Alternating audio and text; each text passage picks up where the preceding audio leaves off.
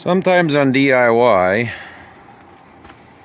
you got to ask for some help with the professionals to get something done right. Something, especially this size.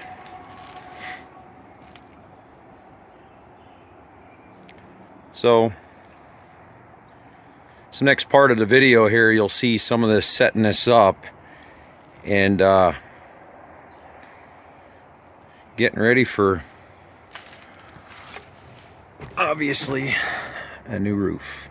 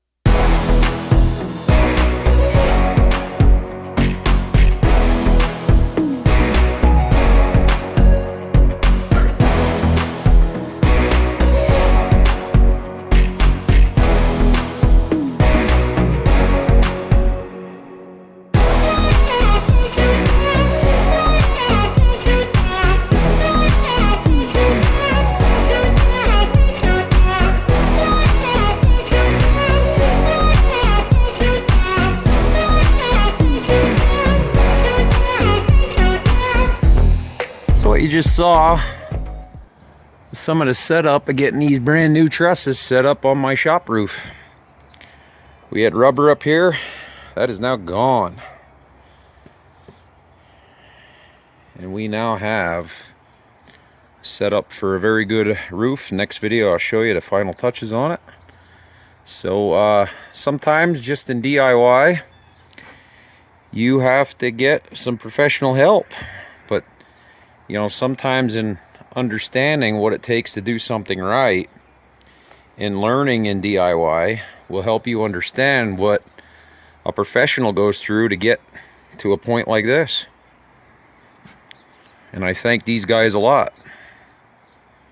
So if you like the video, click the thumbs up, like, subscribe, and we'll see you in the next video. And I'll still say it, keep on wrenching.